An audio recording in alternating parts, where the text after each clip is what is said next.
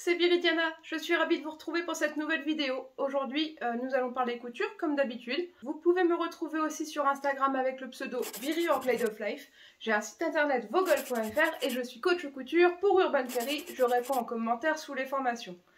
Donc aujourd'hui, je vous fais un petit récapitulatif de mes réparations, retouches depuis le précédent qui était au printemps. J'en ai fait un peu moins cette fois-ci, mais malgré tout, je pense que vous aurez de quoi apprendre des choses dans tout ce que je vais vous présenter. Avant de commencer, bien sûr, je fais des gros bisous à ma grand-mère. Bisous mamé! Allez, sans perdre de temps, c'est parti!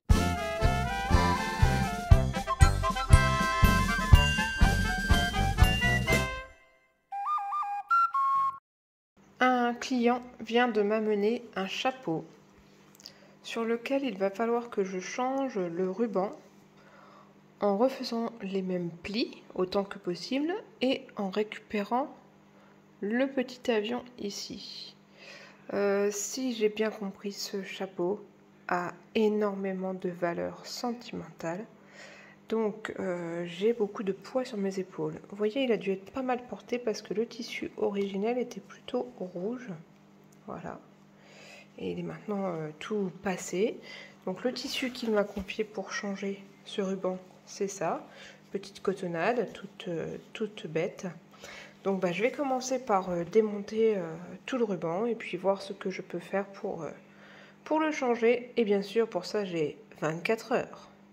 J'ai mis le tissu sur l'envers, je lui donnerai un petit coup de fer après. Pour l'instant, je voudrais voir exactement quelle longueur il me faut pour refaire ce ruban. Donc j'ai vérifié, mon tissu, même dans le droit fil, a un peu d'extensibilité, ce qui fait qu'il va pouvoir s'arrondir légèrement comme ça sur le chapeau, sinon j'aurais dû le couper en biais. Le problème c'est que là, j'ai pas un vrai biais en fait si je fais ça, c'est un semblant de biais. Bon, ça pourrait aller aussi, remarquez. Je sais pas bien. Ou alors il faut que je fasse du biais au kilomètre et puis que j'essaye. Bon. Avant tout ça, il faut que je démonte cet angle parce que ici, il y a un petit crochet. Voilà. Et ce pli, ce jeu de pli plaît beaucoup à mon client, donc il faut que j'essaie de le garder.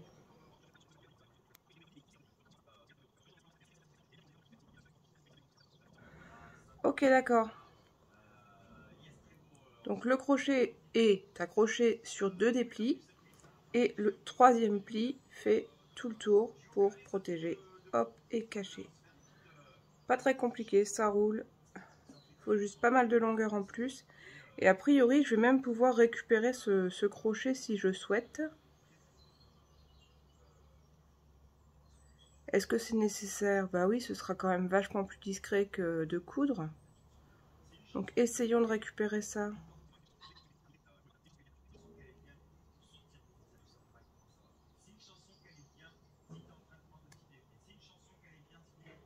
Donc, c'était planté dedans. Ah, comme ça, et remonté jusqu'en haut. Ok. On le plante. On va le planter dans l'autre sens d'ailleurs. Ce sera plus facile. Hop. Et une fois que c'est planté,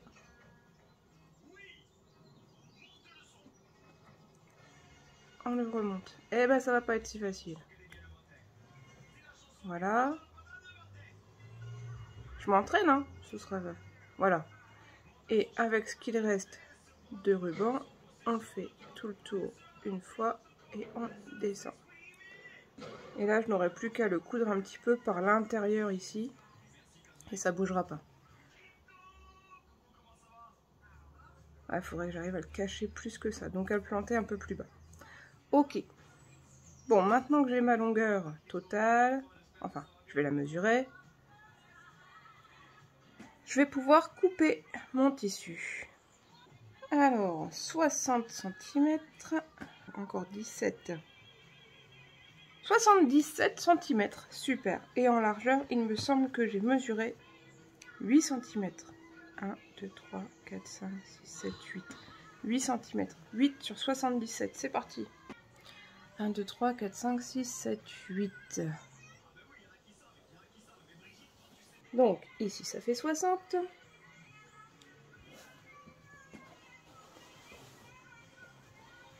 Encore 17.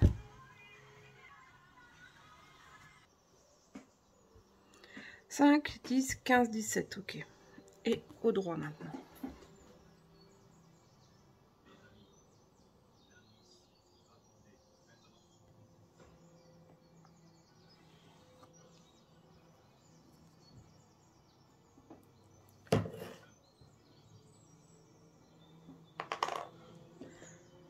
Je vais couper et après je marque mes plis.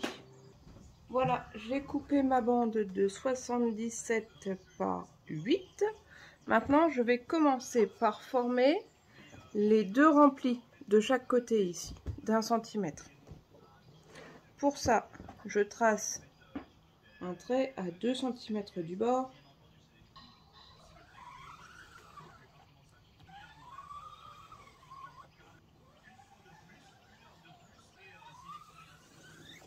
Voilà, une fois que c'est tracé, je viens plier et bien sûr marquer au fer, ça va être la base de tout mon travail d'aujourd'hui, sachant qu'il fait 28 degrés l'après-midi dehors à l'ombre. Je vous raconte pas comment ça va être chaud.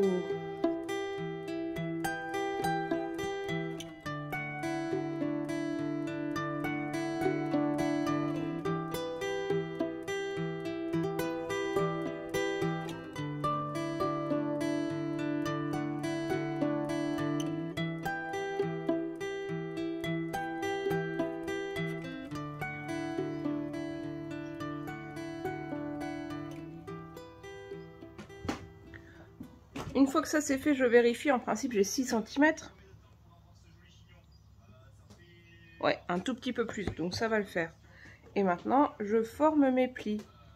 Donc pour ça, il va falloir que je plie ici sur 2 cm. Le mieux, ce serait peut-être que je trace là.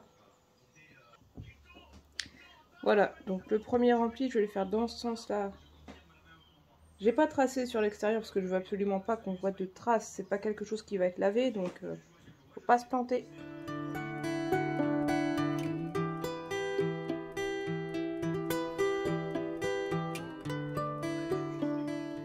Donc là, je plie en suivant bien le trait que j'ai tracé sur l'envers. Et il doit être juste face à moi. Donc je pense que vous ne le voyez pas, mais que vous me croyez sur parole. Je suis en train de suivre très précisément le trait de craie que j'ai noté.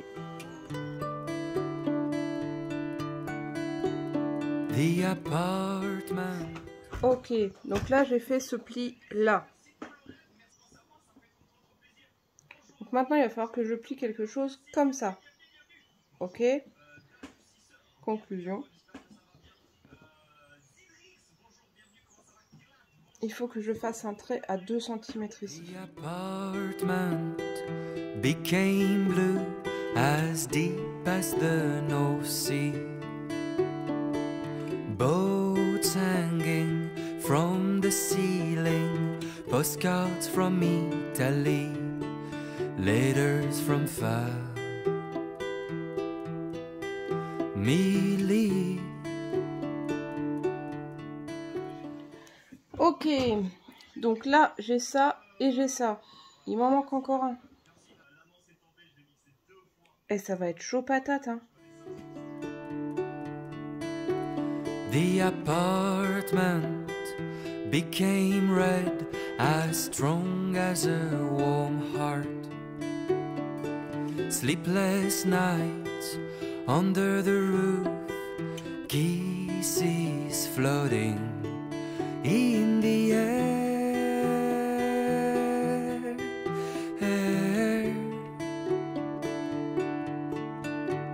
Love words everywhere, but she left me filled up with love. Et voilà, j'ai terminé le chapeau. Je lui ai donc fait des petits plis religieuses sur tout le pourtour. Hop, j'ai réussi à replacer le petit avion. Ici, j'ai le nœud qui cache la tache.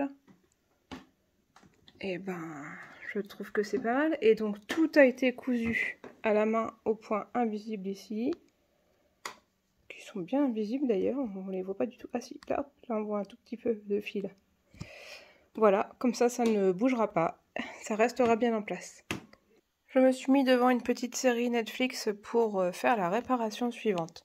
Sur cette chemise que j'adore, qui est le modèle Alban de chez Machine, les 3 boutonnières qui entourent la poche, donc celles qui entourent aussi ma poitrine, sont un tout petit peu trop lâches, et comme le bouton est rond, je vais essayer de vous en montrer un, par exemple sur le col, voilà.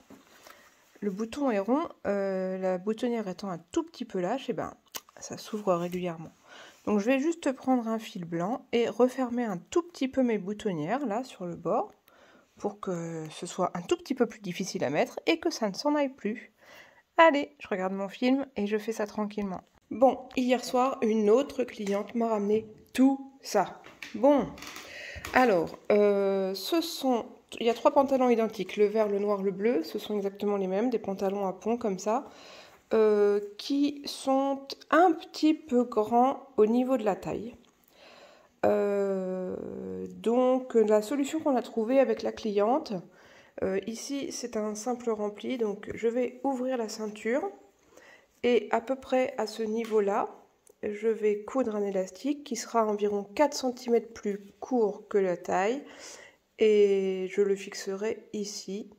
Donc on aura juste, actuellement la ceinture est en une seule pièce, donc j'aurai juste une couture ici. Je m'arrangerai pour bien trouver la même couleur. Et ce sera légèrement froncé dans le dos, comme ça le pantalon ne descendra plus. Donc pour les trois couleurs là, noir, bleu et vert, c'est exactement la même chose. Le pantalon était plutôt bien fini, parce que toute la ceinture est gancée, donc c'est assez propre. Voilà. Par contre le rose, c'est un pantalon en lin. Et lui a déjà une taille élastiquée, seulement l'élastique est très très souple. Vous voyez, avec 2 doigts, j'arrive à le détendre. Donc forcément, on s'imagine bien qu'au fur et à mesure de la journée, ça descend. Donc là, ça va être un peu plus compliqué. Je vais devoir, là aussi, ouvrir la ceinture. Et découdre aussi ces fronces-là, parce que c'est pris dans l'élastique. Et lui remettre un élastique plus dense et plus court pour que le pantalon tienne en place. Il y a bien un bouton ici, mais c'est un faux en fait. Il n'y a pas d'ouverture, donc je ne peux pas jouer là-dessus. Il faut vraiment que je le fasse sur l'arrière du pantalon. Le devant, c'est vraiment fait pour être au plus plat. Je ne peux pas tellement retoucher à ça. Donc, même technique, mais ce sera un peu plus long, un peu plus compliqué de changer cet élastique. Alors là, on est actuellement mercredi. Je ne sais pas du tout quand je pourrais faire ça. Je me laisse une semaine, 10 jours tranquillement. Me revoilà quelques jours plus tard avec les pantalons à retoucher à la ceinture. Donc j'ai réussi à démonter toutes les piqûres ici qu'il y avait à la taille sur le pantalon le plus compliqué, on va dire, qui est en polylin, polyester et lin. Voilà, donc j'ai tout enlevé, j'ai récupéré l'élastique et j'ai vu qu'il me fallait des élastiques de 3,5 cm. C'est pas ce qu'il y a de plus courant. Mais ma foi, si je mettais moins, on n'aurait pas le bon effet. Et si j'en mettais 2, eh ben, il fallait des élastiques de 1,2, j'en avais pas non plus. Donc, je suis allée au magasin pour trouver un élastique de 3,5 cm de large. Et ça tombe bien, il est beaucoup plus raide que l'ancien. Donc le pantalon, même si je mets la même longueur d'élastique, devrait tenir beaucoup mieux. Mais je pense que je vais quand même enlever 1 cm parce qu'il paraissait vraiment grand sur ma cliente. Donc le premier est tout démonté à la ceinture. Voilà. Le deuxième, j'avais aussi commencé à découdre toute la ceinture. Et puis je me suis aperçue qu'en fait, il n'y avait aucune couture milieu dos ni quoi que ce soit.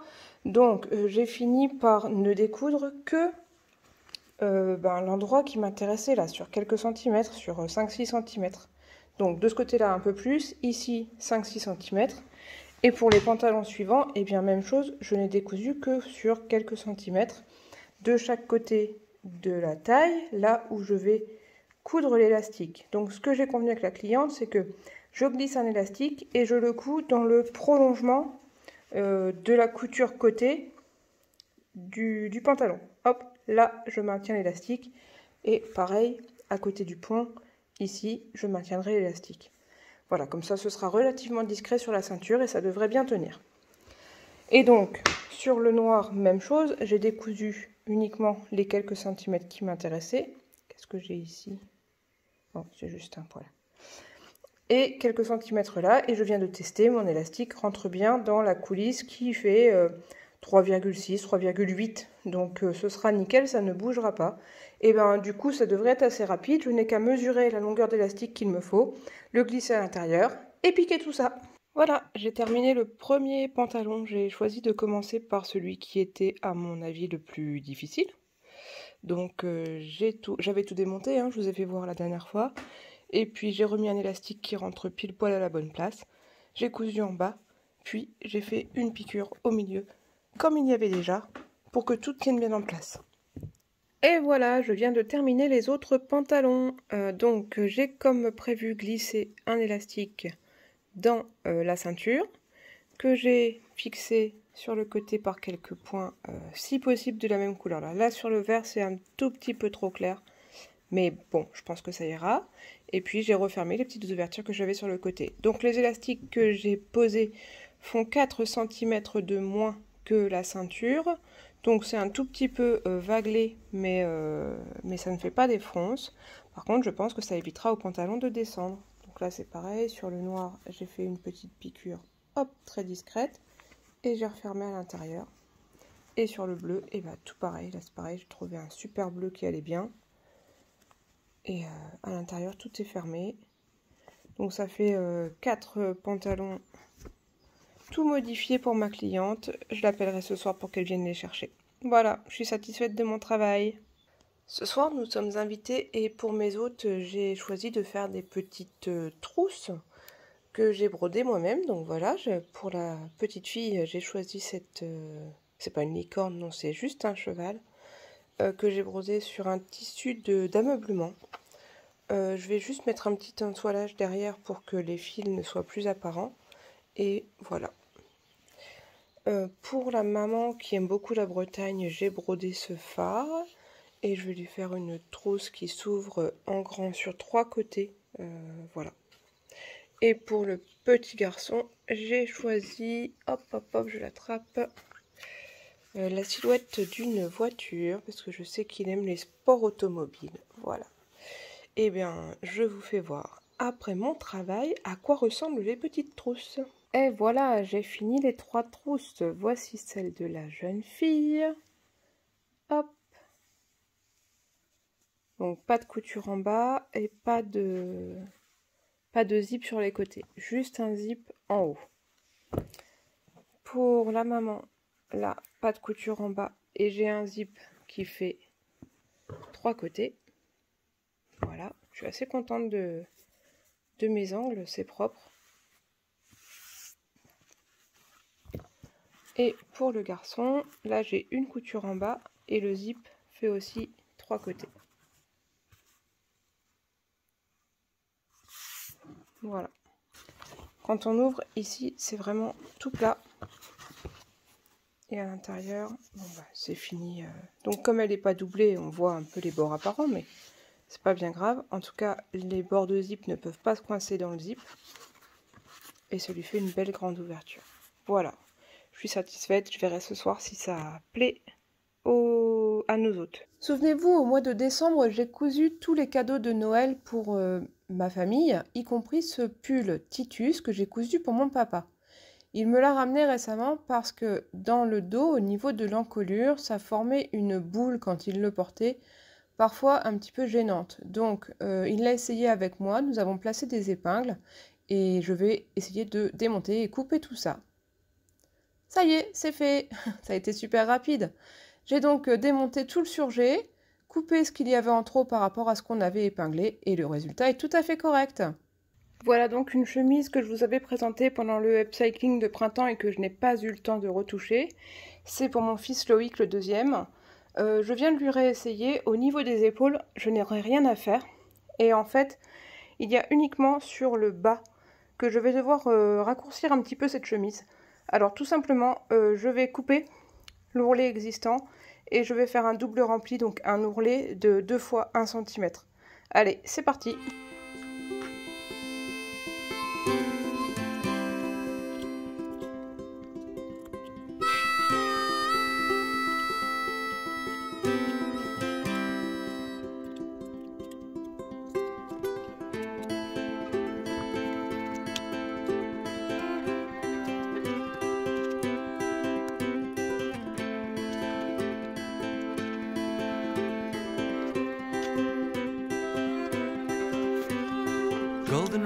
and shiny feathers, blue gold wings and boots of leathers.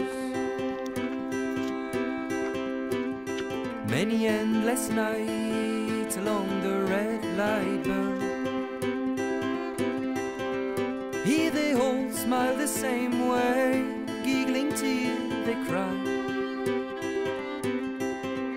Here he felt like himself that day, giggling till he cried. So he runs the way he knows. So he runs the way he knows. For something he never had, a dream he had before, but you took. La la la la la la la la la la la la la.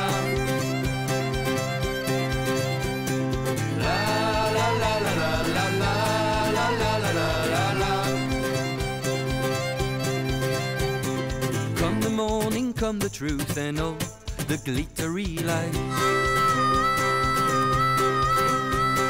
Black and white suit, iron shirt, a bow tie.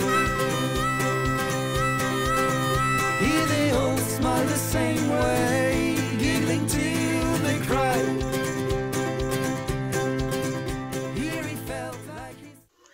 Voici donc le résultat de la chemise que je viens de retravailler pour Loïc. Hop, j'ai refait tout l'ourlet du bas.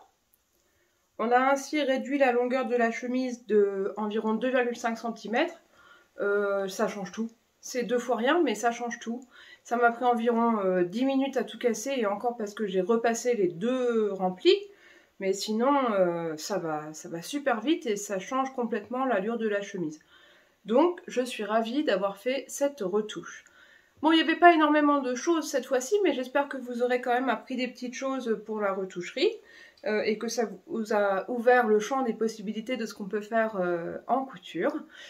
Si ça vous a plu, surtout mettez un petit pouce, abonnez-vous et en cliquant sur la cloche, vous aurez les notifications de toutes mes prochaines vidéos.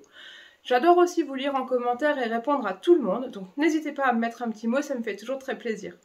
On se retrouve la semaine prochaine pour de nouvelles aventures. En attendant, je vous fais des bisous. Des bisous!